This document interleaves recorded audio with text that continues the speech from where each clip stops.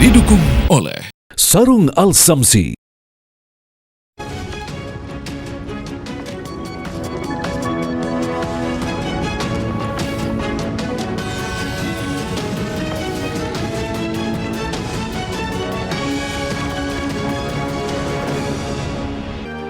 Assalamualaikum warahmatullahi wabarakatuh. Selamat malam pemirsa. Selain dua kabar utama tadi, kami juga akan menghadirkan serangkaian kabar penting lainnya. Untuk mengetahui informasinya, inilah kabar utama selengkapnya bersama saya Windy Wellingtonia.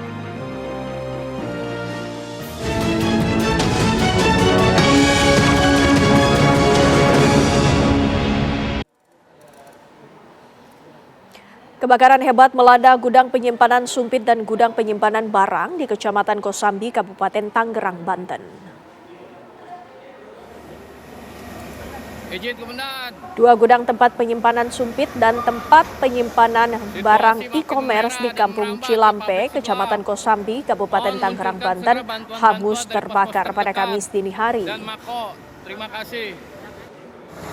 Video amatir merekam kobaran api melahap salah satu gudang yang menjadi lokasi awal kebakaran.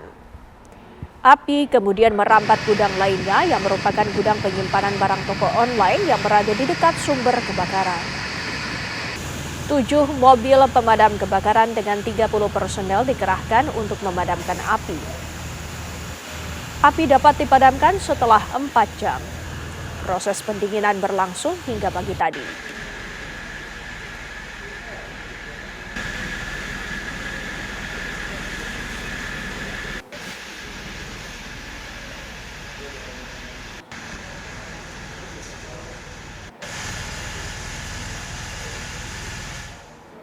Petugas Reskrim Polsek Penjaringan Jakarta Utara meringkus 4 pelaku begal sepeda motor yang aksinya terekam CCTV dan viral di media sosial di kawasan Pluit. Berbekal bukti rekaman CCTV, unit Reskrim Polsek Penjaringan Jakarta Utara berhasil meringkus komplotan begal bersenjata tajam.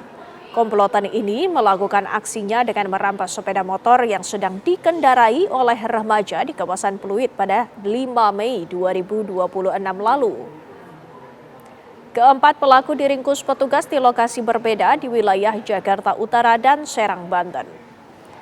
Polisi pun turut mengamankan barang bukti senjata tajam jenis celurit yang digunakan pelaku saat beraksi dan sepeda motor korban yang sempat dijual di wilayah Serang, Banten. Keempat pelaku dijerat pasal 479 tentang pencurian dengan kekerasan dengan ancaman hukuman penjara maksimal 9 tahun.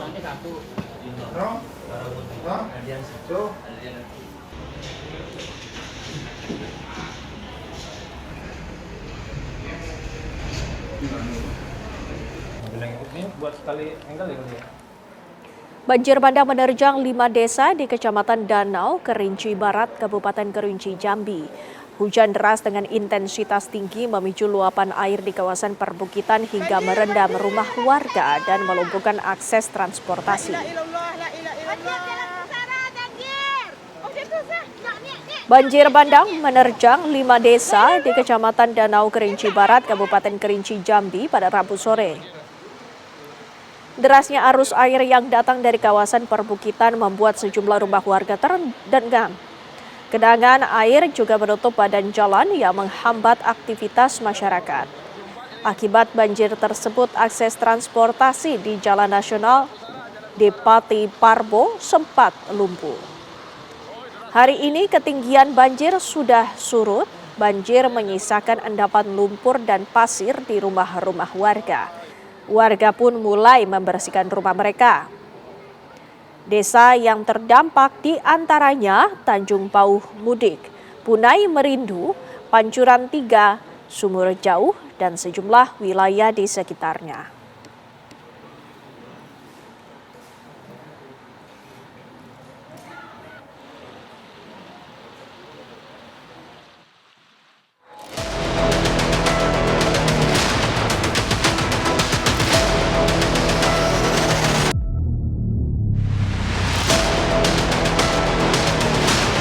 אותם לעוד הרבה זמן. ברוכים הבאים לישראל, אנחנו בעלה.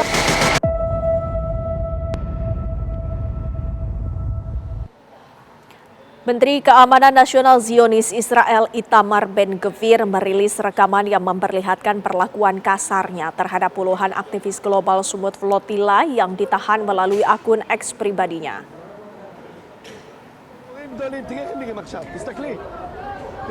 Dalam rekaman yang dibagikan terlihat para aktivis dipaksa bersujud dengan tangan terikat. Bahkan seorang aktivis wanita yang menyerukan kata Free Palestine juga langsung mendapatkan perlakuan kasar dari para Zionis. Rekaman video tersebut membuktikan bahwa kondisi para aktivis yang ditangkap tidak baik-baik saja. Tindakan tersebut menuai kecaman dari berbagai pihak.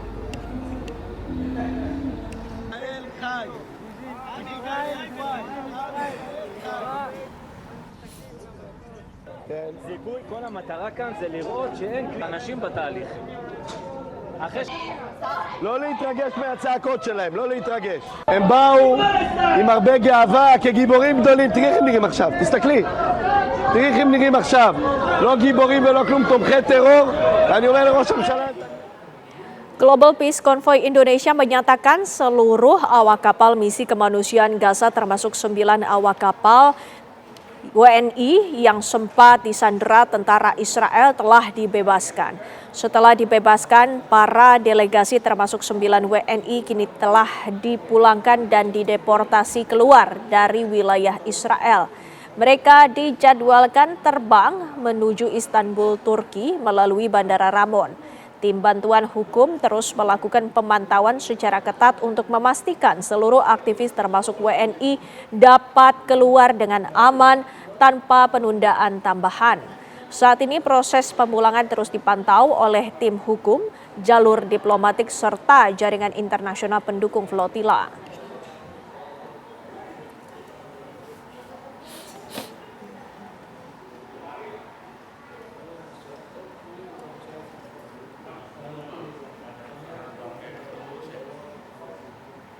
Menteri Luar Negeri Sugiono mengkonfirmasi 9 warga negara Indonesia yang ditangkap Israel kini dibebaskan. Sugiono mengatakan perkembangan positif ini merupakan buah kerja keras dan koordinasi erat yang dilakukan pemerintah Indonesia secara intensif sejak menerima laporan penjegatan armada global Sumut Flotilla. Indonesia dengan penuh rasa syukur menyampaikan bahwa 9 warga negara Indonesia yang ditangkap oleh militer Israel dalam pencegatan kapal dan penangkapan relawan yang tergabung dalam Global Sumut Flotilla 2.0 saat ini dalam perjalanan meninggalkan wilayah Israel menuju Istanbul, Turki dan akan segera melanjutkan perjalanan kembali ke tanah air. Pemerintah Indonesia menyampaikan apresiasi yang sebesar-besarnya kepada pemerintah Turki atas peran aktif dan dukungan penuh dalam memfasilitasi proses pemulangan ini. Perkembangan positif ini merupakan buah kerja keras dan koordinasi erat yang dilakukan pemerintah Indonesia secara intensif sejak menerima laporan pencegatan armada GSF 2.0 dan Kemlu RI melalui Direktorat Pelindungan WNI telah mengoptimalkan seluruh kanal diplomatik yang tersedia, termasuk melalui KBRI Ankara, KBRI Kairo, KBRI Roma, KBRI Amman, dan KJRI Istanbul, serta menjalin komunikasi aktif dengan otoritas dan mitra internasional terkait guna memastikan keselamatan dan percepatan pembebasan seluruh warga negara Indonesia. Pemerintah Indonesia sekali lagi menegaskan kecamannya atas perlakuan tidak manusiawi yang diterima para relawan selama masa penahanan, tindakan yang merendahkan martabat warga sipil dalam sebuah misi kemanusiaan merupakan pelanggaran serius terhadap hukum humaniter internasional yang tidak dapat ditoleransi. Pemerintah Indonesia akan terus mengawal proses pemulangan ini hingga seluruh WNI tiba kembali ke tanah air dengan selamat. Kami mengucapkan terima kasih juga kepada seluruh warga negara Indonesia yang telah mendoakan keselamatan para saudara-saudara kita yang ditangkap ini, dan terima kasih juga kepada Bapak Presiden Republik Indonesia atas arahannya sehingga proses ini bisa berlangsung dengan lancar. Terima kasih atas dukungan yang diberikan oleh Komisi 1 DPR RI yang terhormat serta semua pihak yang tidak mungkin kami bisa sebut satu persatu tanpa mengurangi rasa hormat. Semua pihak sudah berupaya sehingga saudara-saudara kita dapat keluar dari wilayah Israel dan kita harap semoga segera kembali ke Indonesia dalam keadaan aman, sehat, dan tidak kurang satu apapun. Terima kasih. Deportasi 9 warga negara Indonesia yang sebelumnya ditangkap tentara Israel dibenarkan tim hukum Global Peace Convoy Heru Susetio. Sebelumnya, pemerintah Indonesia terus berupaya membebaskan 9 warga negara Indonesia dengan meminta bantuan Yordania dan Turki untuk berkomunikasi dengan Israel. Lantaran Indonesia tidak mempunyai hubungan diplomatik dengan Israel. Berikut pernyataan Heru Susetio, tim hukum Global Peace Convoy Indonesia. Menurut berita sekarang sudah proses deportasi ya. Jadi mereka berada di Basdod mungkin 2 harian, kemudian sekarang proses deportasi dan semoga menurut berita hari ini atau mungkin besok sudah sampai di Turki. Semoga seperti itu ya. Tapi sekarang kondisinya setelah di Asdod kemudian di proses penjara imigrasi lalu dalam proses deportasi seluruhnya. Semoga demikian berita kami dapatkan seperti itu. Dan Jadi kondisinya semoga dalam keadaan sehat, ini, selamat, dan sehat walafiat seperti itu. Prof. Heru, jadi saat ini posisi 9W ini masih berada di bawah kendali Israel? Iya, di bawah kendali Israel, di tanah yang kita sebut Occupied Palestine Territory, ataupun Israel menyebutnya Israel, kami menyebutnya Occupied Palestine Territory. Di Pelabuhan Asdod, kita dalam proses deportasi. Jadi prosesnya mereka mendarat dari laut Mediterania, kemudian masuk laut, kemudian mendarat di Pelabuhan Asdod, diproses oleh militer, angkatan laut, kemudian diserahkan kepada otoritas tempat, lalu tahanan imigrasi, dan kemudian imigrasi diproses menuju deportasi dengan fasilitasi dari tentunya dari negara tetangga yang punya hubungan diplomatik dengan Israel, yaitu terutama Turki ya, Turki. Yang kami belum mendapatkan keterangan tentang kondisi warga Indonesia di situ, namun memang terjadi kekerasan kepada relawan di Asdod. Kalau kita lihat dari video yang beredar, ada beberapa yang mengalami kekerasan, namun sepertinya belum ada keterangan apakah warga Indonesia mengalami kekerasan juga. Karena yang kami dapatkan keterangannya itu tidak ada yang memperlihatkan relawan Indonesia yang jadi korban ataupun jadi korban kekerasan. Semoga tidak. Tapi yang terjadi minimal sudah mengalami kekerasan psikis dan kekerasan mental ya, karena walaupun mungkin fisik tidak terlalu, cuma terjadi ya kekerasan verbal juga kekerasan yang sifatnya psikis. Sebelumnya, pemerintah Indonesia bergerak cepat untuk membebaskan 9 warga negara Indonesia yang diculik oleh militer Israel di perairan internasional saat hendak berlayar dalam misi kemanusiaan ke Gaza, Palestina. Menteri Luar Negeri Sugiono pun meminta bantuan Yordania dan Turki untuk berkomunikasi dengan Zionis lantaran tak punya hubungan diplomatik antara Indonesia dan Israel.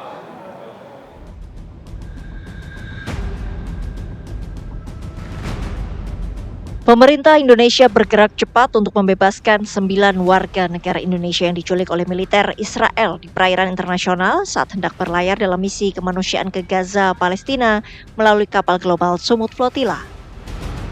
Menteri Luar Negeri Sugiono mengatakan pemerintah Indonesia meminta bantuan Yordania dan Turki untuk membantu komunikasi dengan Zionis lantaran tak ada hubungan diplomatik antara Indonesia dengan Israel.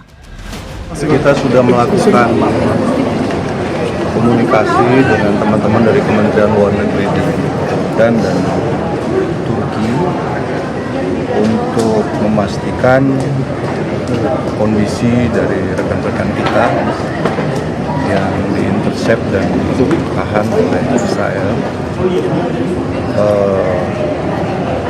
Sejauh ini informasi yang kita terima itu masih sulit karena komunikasi yang terbatas.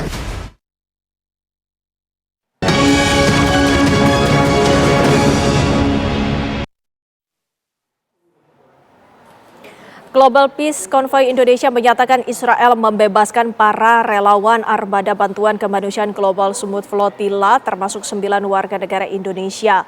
Seluruh relawan yang dibebaskan Israel adalah delegasi Global Smooth Flotilla dan Freedom Flotilla Coalition. Mereka sempat ditahan di penjara Geziot, Israel. Benarkah relawan sudah dibebaskan dan bagaimana kondisi mereka? Kita bergabung dengan Maimun Herawati, Koordinator Global Peace Convoy Indonesia yang saat ini berada di Istanbul, Turki. Assalamualaikum, selamat malam Ibu. Waalaikumsalam warahmatullahi wabarakatuh. Selamat malam, Mbak. Ya, Ibu Maimun, kami ingin mengkonfirmasi sekali lagi apakah benar 9 WNI yang sebelumnya diculik dan ditahan oleh Israel kini sudah dalam perjalanan menuju ke Turki? Insya Allah ada file yang saya terima yang menunjukkan bahwasanya nama mereka termasuk ada dalam daftar relawan yang dibebaskan dari penculikan oleh Israel. Jadi kami sedang menuju ke bandara untuk menunggu apakah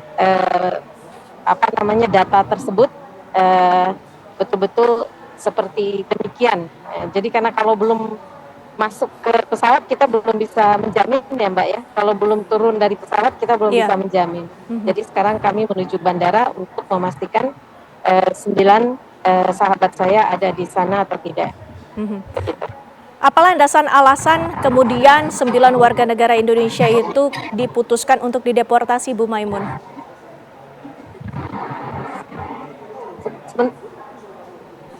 Sebentar Mbak, diulang lagi. Mohon maaf tadi tidak terdengar.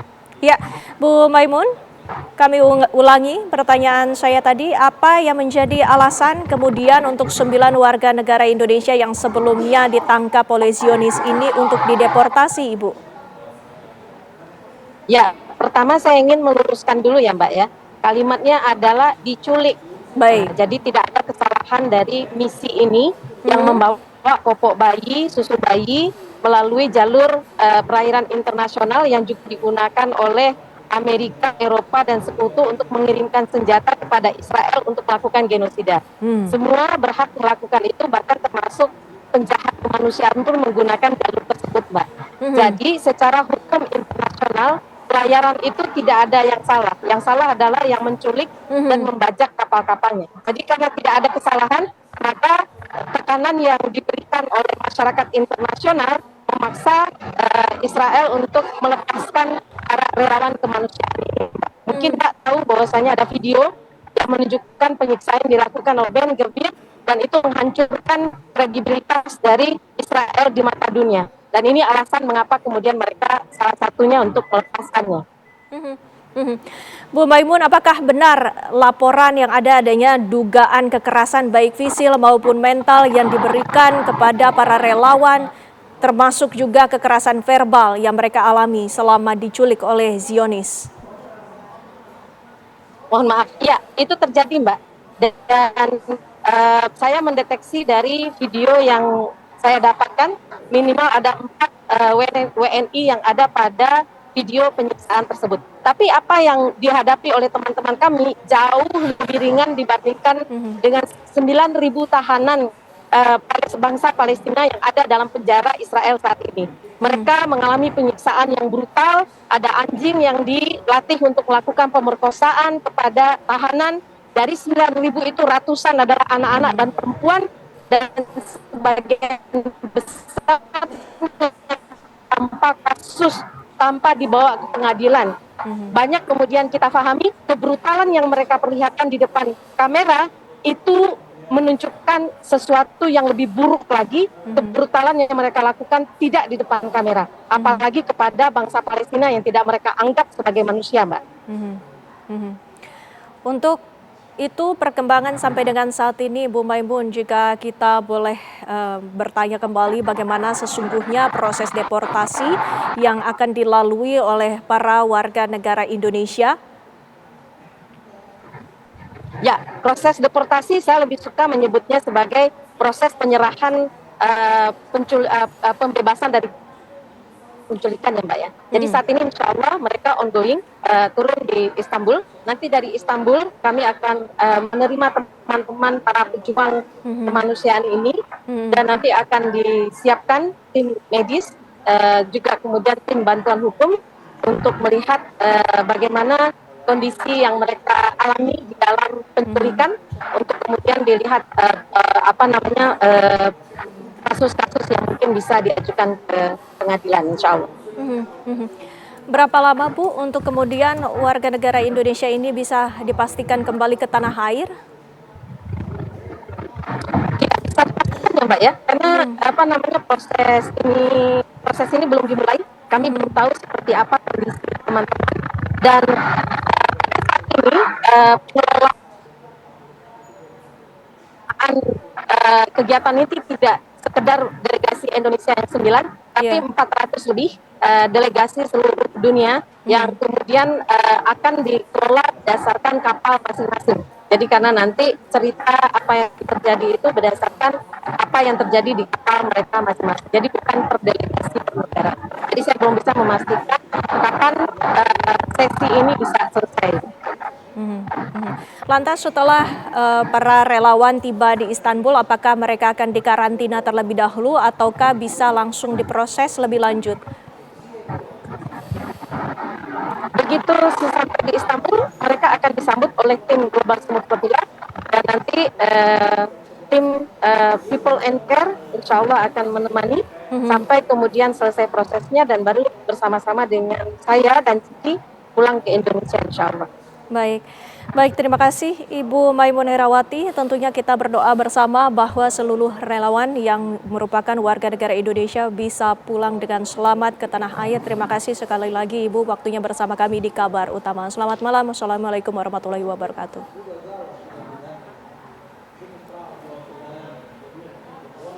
Pemirsa, kasus penyiraman air keras terhadap aktivis Kontras Andri Yunus kembali masuk persidangan pra-peradilan di Pengadilan Negeri Jakarta Selatan sesaat lagi.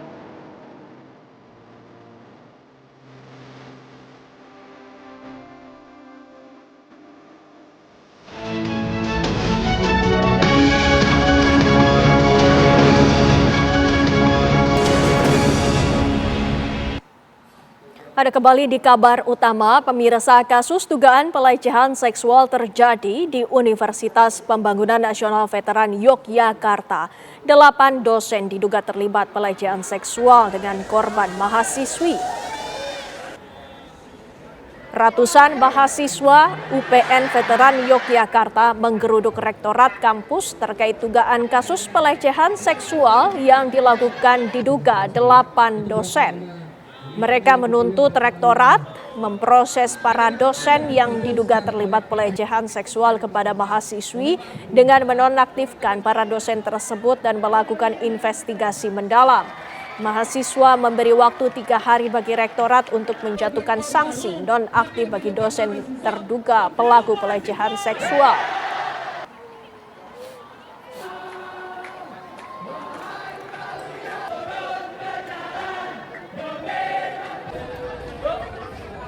Komitmen dari kampus untuk menyelesaikannya dan menonaktifkan sementara beberapa pelaku yang sudah kami masukkan ke laporan Satgas, namun hingga saat ini belum ada penyelesaiannya. Ada prosedur yang harus kami lalui, artinya kami harus mem-BAP beberapa pihak terkait dengan kasus ini, dan itu memang memerlukan waktu. Dan saya sangat berharap mahasiswa bersedia membantu kami. Kasus penyiraman air keras terhadap aktivis Kontras Andri Yunus kembali masuk persidangan pra-peradilan di Pengadilan Negeri Jakarta Selatan. Permohonan pra-peradilan diajukan oleh tim kuasa hukum Andri Yunus terhadap Polda Metro Jaya. Gugatan tersebut dilayangkan karena penanganan perkara dinilai berjalan lambat dan tanpa kejelasan. Dalam sidang hari ini, termohon Polda Metro Jaya menyatakan tidak ada upaya penghentian penyidikan kasus penyiraman air keras yang menimpa Andri Yunus, serta penegakan hukum perkara masih berjalan aktif sesuai kewenangan kepolisian. Pihak termohon meminta hakim menolak seluruh permohonan pra-peradilan dari pemohon. Pada sidang pra-peradilan kemarin, pemohon meminta hakim memerintahkan kepolisian segera melanjutkan proses hukum dan melimpahkan berkas perkara ke penuntut umum paling lambat 14 hari setelah putusan dibacakan.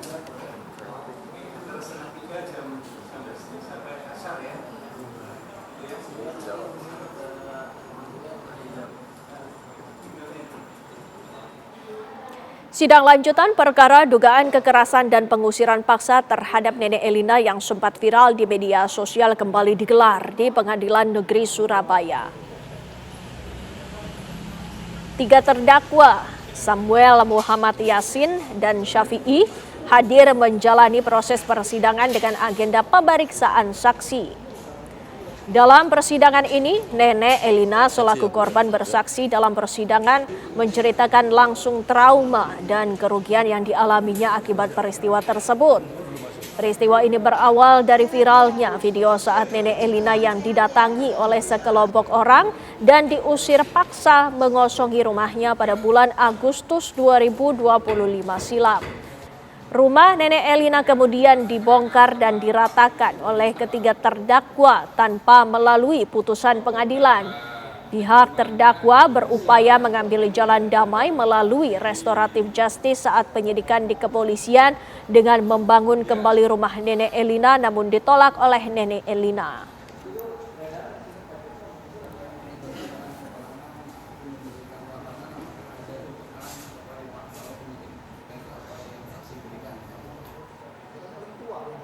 Sejumlah warga di Sampang, Madura, Jawa Timur mengadang mobil anggota kepolisian saat melintas di jalan desa setempat.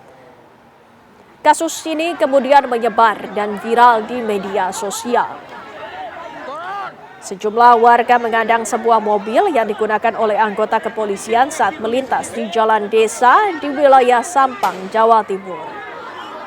Dalam video amatir yang beredar, warga terus merapat dan mendekat kendaraan yang dikendarai polisi. Kondisi warga semakin tak terkendali hingga petugas terpaksa mengeluarkan tembakan peringatan. Kasih Humas Polres Sampang menyatakan keramaian warga terjadi saat polisi mengamankan seorang pelaku kasus perselingkuhan. Warga berkerumun untuk melihat pelaku. Khawatir pelaku dianiaya warga, petugas pun mengeluarkan tembakan peringatan. Sementara saat ini pelaku telah ditahan di Mapolres Sampang.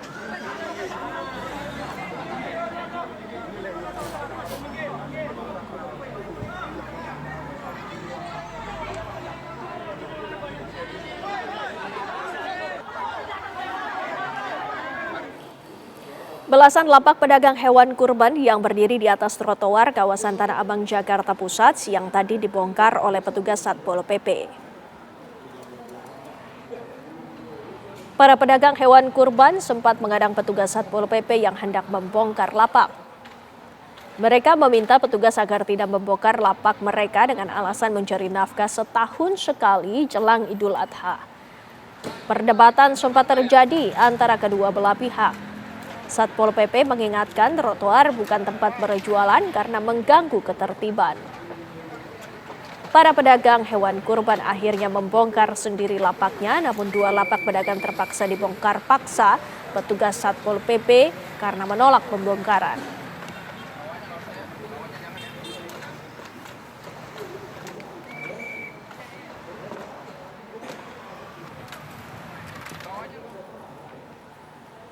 Pemerintah Provinsi Jakarta melarang penjualan hewan kurban di atas trotoar maupun tepi jalan. Larangan tersebut untuk menjaga ketertiban umum serta mencegah kemacetan dan gangguan bagi pejalan kaki.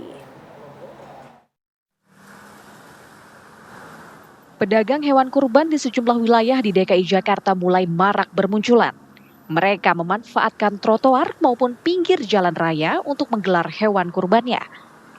Di sepanjang Jalan Kiai Haji Mas Mansur, Kebon Melati, Tanah Abang, Jakarta Pusat, banyak pedagang hewan kurban memanfaatkan lahan sempit di pinggir jalan untuk menempatkan hewan kurbannya.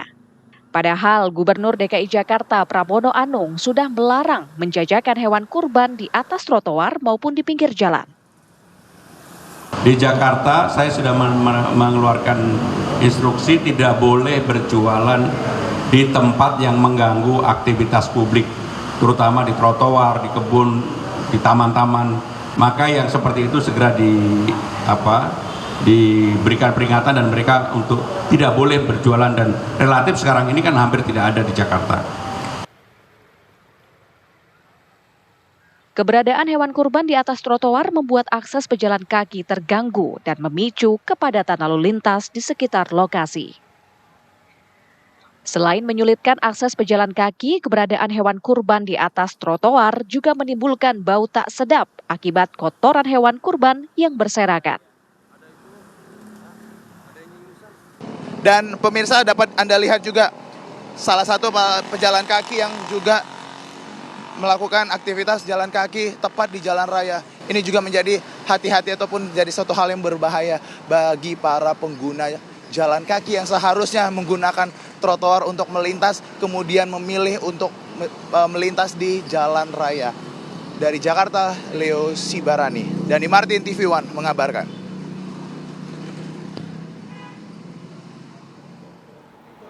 Teror pocong yang diduga menjadi modus kejahatan di wilayah Cipondoh, Kota Tangerang, serta Ciputat, Tangerang Selatan membuat resah warga. Kami hadirkan kabarnya sesaat lagi.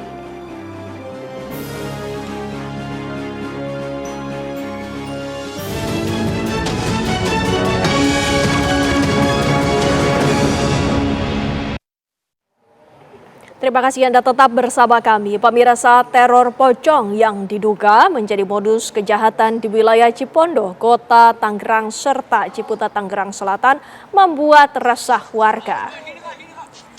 Keberadaan pocong di Cipondoh, Tangerang yang kemudian menjadi viral di media sosial diduga menjadi modus kejahatan baru.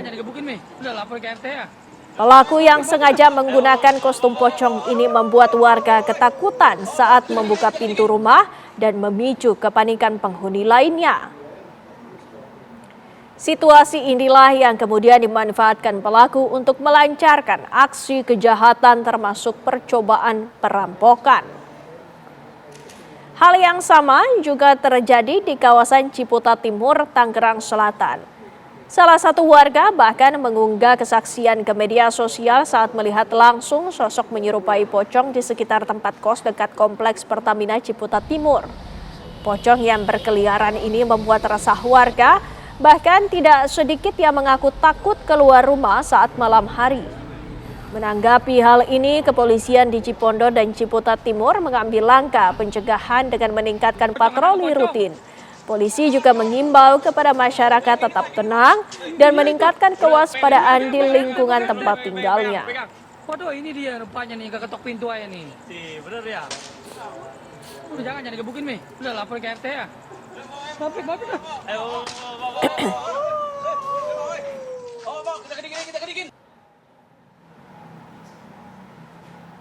Seorang pria bersenjata tajam mengamuk dan merusak mobil serta membakar kios mantan istrinya di Kelurahan Walia Buku, Kota Bau-Bau, Sulawesi Tenggara. Aksi tersebut viral di media sosial. Dalam video terekam pelaku mengamuk dan merusak mobil sedan merah milik mantan istrinya menggunakan golok. Tindakannya membuat badan mobil dan kaca mobil mengalami kerusakan. Aksi ini terjadi hampir setahun yang lalu, meski korban telah melapor polisi namun pelaku tak ditangkap. Terbaru, tindakan pria ini kian nekat, ia membakar kios milik mantan istrinya pada awal Mei. Merasa terancam nyawanya, korban akhirnya kembali melaporkan mantan suaminya ke Polres Bau-Bau. Pelaku yang sempat berniat kabur akhirnya menyerahkan diri ke Polres Bau-Bau. Motif pelaku menuntut pembagian harta pasca penceraian selama 2 tahun silam. Pelaku yang telah berstatus tersangka kini sudah ditahan di sel tahanan Polres Bau-Bau untuk menjalani proses hukum lebih lanjut.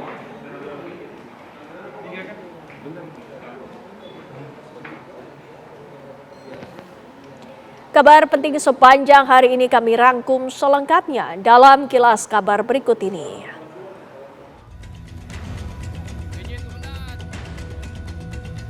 Dua gudang tempat penyimpanan sumpit dan tempat penyimpanan barang e-commerce di Kampung Cilampe, Kecamatan Kosambi, Kabupaten Tangerang, Banten, hangus terbakar pada Kamis dini hari.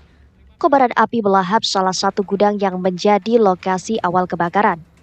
Api kemudian merambat gudang lainnya yang merupakan gudang penyimpanan barang toko online yang berada di dekat sumber kebakaran.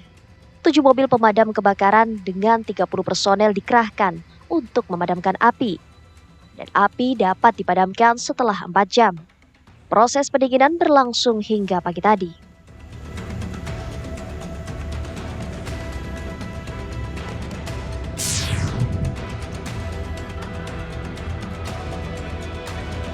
Ratusan mahasiswa UPN Veteran Yogyakarta menggeruduk Rektorat kampus terkait dugaan kasus pelecehan seksual yang dilakukan diduga 8 dosen. Mereka menuntut Rektorat memproses para dosen yang diduga terlibat pelecehan seksual kepada mahasiswi dengan menonaktifkan para dosen tersebut dan melakukan investigasi mendalam.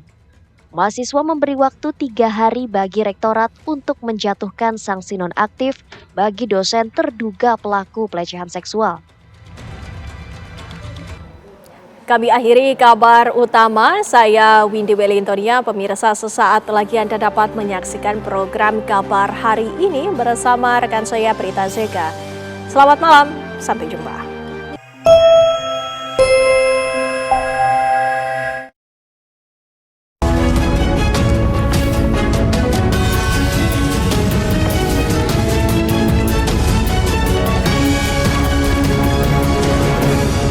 Didukung oleh Sarung Al Samsi,